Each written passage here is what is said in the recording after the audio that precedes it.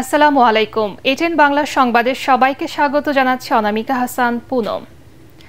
জাতীয় সংসদ নির্বাচনে পিআর পদ্ধতি, জুলাই গণহত্যার বিচার এবং নির্বাচনের আগে লেভেল প্লেইং ফিল্ড নিশ্চিত করা সহ ৭ দফা দাবিতে রাজধানীর সোহরাওয়ার্দী উদ্যানে চলছে জামাতে ইসলামীর জাতীয় সমাবেশ। এখন বক্তব্য রাখছেন কেন্দ্রীয় নেতারা।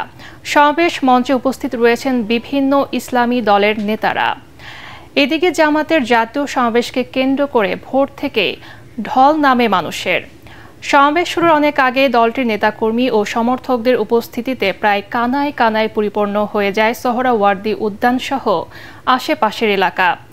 খায়রুল ইসলামকে সাথে নিয়ে ইয়াসিন রানার রিপোর্ট।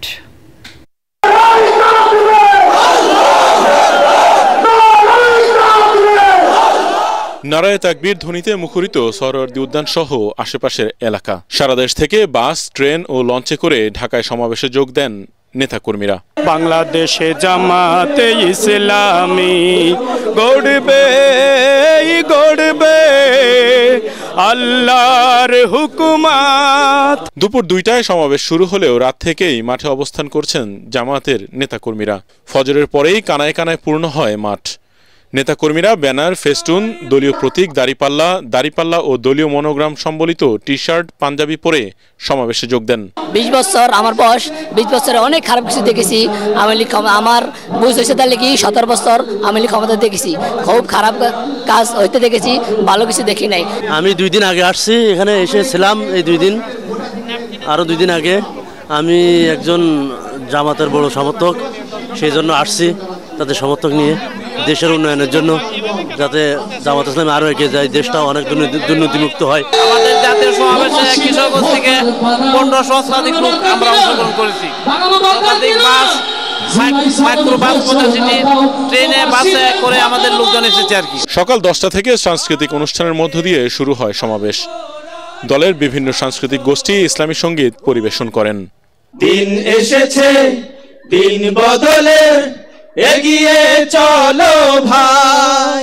দুপুর 2টায় শুরু হয় মূল সমাবেশ। মঞ্চে জামাতের কেন্দ্রীয় নেতাদের পাশাপাশি বিভিন্ন রাজনৈতিক দলের নেতারা অংশ নেন। অবাধ, সুষ্ঠু, নিরপেক্ষ ও শান্তিপূর্ণ নির্বাচন অনুষ্ঠানে লেভেল প্লেইং ফিল্ড নিশ্চিতকরণ, সব গণহত্যার বিচার, জুলাই সনদ ও ঘোষণাপত্র বাস্তবায়ন, পিআর পদ্ধতিতে জাতীয় নির্বাচনের দাবিতে এই সমাবেশ করছে জামাত। সকাল 10টা থেকে আমাদের সাংস্কৃতিক কার্যক্রম চলছে। আজকের জাতীয় সমাবেশটা মূলত জুলাই গণ অভ্যুত্থানে যারা নিহত হয়েছে, আহত হয়েছে তাদেরকে ক্ষতিপূরণ দান, তাদের পরিবারের দেখভাল করা, পিআর পদ্ধতি চালু করা, প্রবাসী যারা আছে তাদের ভোট প্রয়োগের সুযোগ করে দেয়া। একটি মানবিক বৈষম্যমুক্ত বাংলাদেশ গড়ে তোলা, যেখানে সব নাগরিকের অধিকার নিশ্চিত হবে এবং গণ অভ্যুত্থানের ছাত্র জনতার যে আকাঙ্ক্ষা, এটা বাস্তবায়ন করার ক্ষেত্রে আমরা দল, ধর্ম, বর্ণ নির্বিশেষে সকল মানুষকে নিয়ে কাজ করতে চাই। সমাবেশ সফল করতে দায়িত্ব পালন করছেন 20,000-এর মতো স্বেচ্ছাসেবক। তারা দেশের বিভিন্ন জেলা থেকে আগত নেতাকর্মীদের সহযোগিতা করছেন। মঞ্চের নিরাপত্তার জন্য আমরা দাঁড়িয়ে আছি। এভাবে প্রতিটা সেক্টরে আমাদের শৃঙ্খলা বিভাগরা আছে, যারা নিরলসভাবে চেষ্টা করে যাচ্ছেন। বাংলাদেশ জামাত ইসলামী যেহেতু একটি আদর্শ সংগঠন, বাংলাদেশ ইসলামী তার আদর্শ এবং নীতি নৈতিকতার মাধ্যমে একটি সুন্দর সমাজ উপহার দেবে আগামী দিন ইনশাআল্লাহ। এ সমাবেশ থেকে বৃহৎ ইসলামিক রাজনৈতিক জোটের ঘোষণা আসতে পারে বলে ধারণা করা হচ্ছে। শিবিরের বিভিন্ন পর্যায়ের নেতৃবৃন্দ উপস্থিত হয়েছেন। ইয়াসিন রানা, এটিএন বাংলা, ঢাকা। দর্শক, এই মুহূর্তে সোহরাওয়ার্দী উদ্যানে আছেন সহকর্মী খায়রুল ইসলাম। আমরা সরাসরি চলে যাচ্ছি তার কাছে। খায়রুল, সমাবেশে কি বলছেন জামাতের নেতারা, আমাদেরকে বিস্তারিত জানান।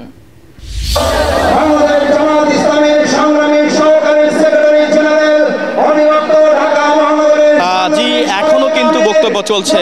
জামাতের বিভিন্ন নেতৃবৃন্দরাও কিন্তু বক্তব্য দিচ্ছে এবং অন্যান্য রাজনৈতিক দলের নেতারাও কিন্তু বক্তব্য দিচ্ছে। সবাই আসলে বলছে যে আসলে নির্বাচনের আগে কিন্তু প্রয়োজনীয় সংস্কার শেষ করতে হবে এবং নির্বাচন হলে সেটা অবশ্যই কিন্তু পিআর পদ্ধতিতে নির্বাচন করতে হবে। তারা এই কথাও কিন্তু বলছেন যে আসলে বাংলাদেশ ছাড়াও কিন্তু বিশ্বের অনেক দেশেই কিন্তু এই পদ্ধতি চালু রয়েছে, তাহলে বাংলাদেশ কেন নয়। এবং তারা কিন্তু একটি কথা বারবার বারবার উল্লেখ করছে তা হলো যে আসলে যদি সকলে মিলে ঐক্যবদ্ধ না হই তাহলে দেশে নাকি আবারও ফ্যাসিবাদ তৈরি হওয়ার সম্ভাবনাও আশঙ্কাও তারা করছেন। এছাড়াও কিন্তু জুলাই আগস্টে যারা আহত হয়েছে তারাও কিন্তু কথা বলেছেন এর আগে, এখনো বলছে। তারা বারবার একটা দাবি তুলছে যে গণহত্যার আগে বিচার করতে হবে, সংস্কার করতে হবে, তারপরে নির্বাচন। এগুলো না করলে তারা বলছেন যে এই সব জিনিস আসলে এই দাবিগুলো পূরণ না করলে শহীদদের সঙ্গে বেইমানি করা হবে বলেও কিন্তু তারা জানাচ্ছেন। আশা করা যাচ্ছে হয়তো কিছুক্ষণ পর জামাতের শীর্ষ নেতারা, জামাতের আমির হয়তো বক্তব্য রাখবেন, সেখান থেকে হয়তো নতুন কোনো সিদ্ধান্ত আসতে পারে, জোটের সিদ্ধান্তও আসতে পারে সেখান থেকে। এছাড়াও কিন্তু তারা জামাত থেকে বারবার বলছে যে পিআর পদ্ধতি নির্বাচন ছাড়া এদেশে সুষ্ঠু নির্বাচন অনুষ্ঠিত হবে না, সে কথাও কিন্তু তারা বারবার বলছেন। এবং তারা কিন্তু জুলাই আগস্টে আহত শহীদ হওয়া পরিবারদের পুনর্বাসনের কথা বলছেন। এবং এবারই প্রথম কিন্তু তারা সবচেয়ে বেশি যে জিনিসটিকে প্রাধান্য দিচ্ছেন সেটি হলো কিন্তু প্রবাসে 1 কোটিরও বেশি ভোটার রয়েছে, সে সকল ভোটারদের আসলে ভোট দেওয়া নিশ্চিত করার জন্য কিন্তু সরকারের প্রতি বারবার আহ্বানও জানিয়েছেন তারা। এই ছিল আমার কাছে সরোয়ার্দী উদ্যান থেকে সর্বশেষ খবর। খায়রুল, আপনাকে ধন্যবাদ। দর্শক, সোহরাওয়ার্দী উদ্যান থেকে আমরা সরাসরি কথা বলছিলাম আমাদের সহকর্মী খায়রুল ইসলামের সঙ্গে। জামাতের সমাবেশে যোগ দিতে সকাল থেকে স্রোতের মতো আসছে মানুষ। রাজধানীর সড়কগুলোতে মানুষের দীর্ঘ মিছিল। দর্শক, এই মুহূর্তে শাহবাগে আছেন সহকর্মী মাজহারুল হক মুহাজির, তিনি জানাচ্ছেন সমাবেশের সবশেষ খবর। আজ জামাতের যে জাতীয় সমাবেশ, সেই সমাবেশের মধ্যে শুরু হয়ে গেছে। তাদের কেন্দ্রীয় নেতাকর্মীরা ছাড়াও তারা যাদেরকে আমন্ত্রণ জানিয়েছিলেন তারাও এরই মধ্যে অনেকেই উপস্থিত হয়েছেন। তারা কথা বলছেন, তাদের কথা যারা আসলে জামাতের যে প্রায়োজন সোহরাওয়ার্দী উদ্যানে, সেই সোহরাওয়ার্দী উদ্যানে যেতে না পারলেও শাহবাগে তারা এলইডির মাধ্যমে তারা দেখছেন এবং এরকম বিভিন্ন পয়েন্টে আসলে এলইডির ব্যবস্থা করা হয়েছে। এইরকমভাবে তারা একত্রিত হয়ে সেখানে তারা সমাবেশ শুনছেন, বক্তারা কি বলছেন তারা শুনছেন।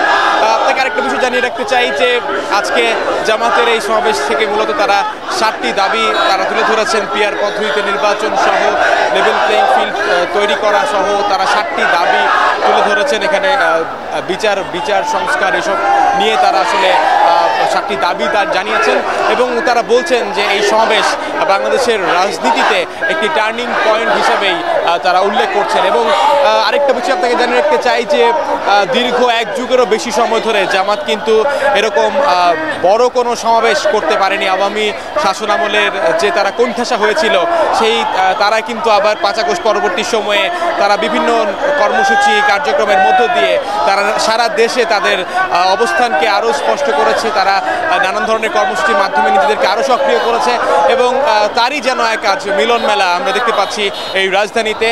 সকাল থেকেই, সকাল বলবো না, আসলে অনেকেই আগের দিন রাতে চলে এসেছেন, তারা সেই রাতে অবস্থান নিয়েছেন, এখানেই থেকেছেন। সোহরাওয়ার্দী উদ্যানে সারা দেশের মানুষের আজ জামাতের সমর্থক যারা রয়েছেন, নেতাকর্মী যারা রয়েছেন, তাদের এক মিলন মেলা। সেই মিলন মেলা থেকে তারা জামাতকে আগামী নির্বাচনে তারা আসলে দেখতে চান জয়ী হিসাবে এবং দাঁড়িপাল্লাকে তারা ভোট দেওয়ার জন্য বলছেন এবং বিভিন্ন রঙে ঢঙে তারা এসেছেন, দাঁড়িপাল্লার প্রতীক নিয়ে এসেছেন। তারা অনেকেই অনেক দূর দূরান্ত থেকে যেহেতু এসেছেন, সব প্রস্তুতি নিয়েই তারা মূলত এসেছেন। আমি যদি আপনাকে একটু এই দিকটা দেখাই যে শাহবাগের যে অবস্থা, যে শাহবাগে কিন্তু এখন শাহবাগ থেকে আমরা যখন আসি আমরাও কিন্তু দেখেছি যে বাংলা মোটর, বিশেষ করে কারণ বাজার থেকেই মূলত তাদের উপস্থিতি। এদিক থেকে একেবারেই সায়েন্স ল্যাব পর্যন্ত, ওই দিক থেকে দোয়েল চত্বর পার হয়ে পুরো এলাকা ঢাকা বিশ্ববিদ্যালয়ের ভেতরেও আমরা দেখেছি জামাতের কর্মী সমর্থক তারা রয়েছেন। এবং আরেকটা বিষয়, তারা কিন্তু আজ 6000-এরও বেশি স্বেচ্ছাসেবক আজকের এই সমাবেশের শৃঙ্খলার দায়িত্ব পালন করছেন। কোনো ধরনের অপ্রীতিকর অবস্থা যেন তৈরি না হয় সেদিকটা খেয়াল রাখছেন। মেডিকেল টিম রয়েছে তাদের। সর্বোপরি আজকের এই সমাবেশকে ঘিরে তার আগে থেকেই ব্যাপক প্রস্তুতি নিয়েছিলেন এবং এখন পর্যন্ত আমরা কোনো ধরনের বিশৃঙ্খলা দেখিনি। তবে যেহেতু আজকে বিশাল এক সমাবেশ করছে জামাত, তার প্রভাব কিন্তু রাজপথে পড়েছে। দর্শক, এই মুহূর্তে কাউরান বাজারে আছেন সহকর্মী আদ্দিন সজীব, আমরা সরাসরি চলে যাচ্ছি তার কাছে। 8 দিন এখনো সমাবেশের পথে রয়েছেন অনেক নেতাকর্মী। তারা কি বলছেন আমাদেরকে বিস্তারিত জানান।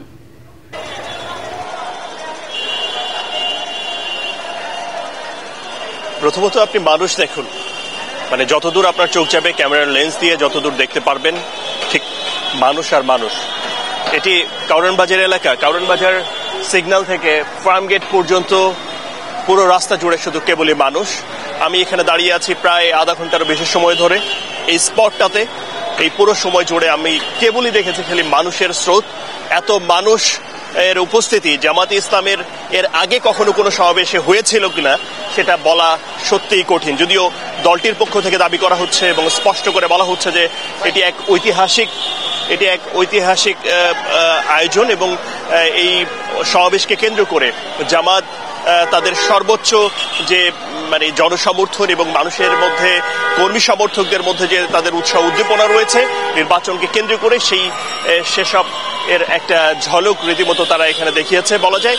এবং এটা আপনি জানেন যে স্বাধীনতা পরবর্তী সময়ে এককভাবে জামাতে ইসলামের এটি বড় সমাবেশ এবং জাতীয় সমাবেশ। আপনি দেখতে পাচ্ছেন যে মানুষের যে ঢল সেই চলমান রয়েছেই। সড়কগুলোতে যান চলাচল হচ্ছে সীমিত আকারে এবং অন্য পাশটাতে ফ্রি রয়েছে। ফুটপাতের বাইরে গিয়ে আমরা দেখতে পাচ্ছি যে মূল যে সড়ক সেই মূল সড়ক জুড়ে কেবলই মানুষ আর মানুষ।